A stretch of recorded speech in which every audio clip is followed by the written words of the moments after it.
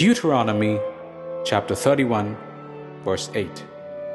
Do not be afraid or discouraged, for the Lord will personally go ahead of you. He will be with you. He will neither fail you nor abandon you. तिस्ना 31:8।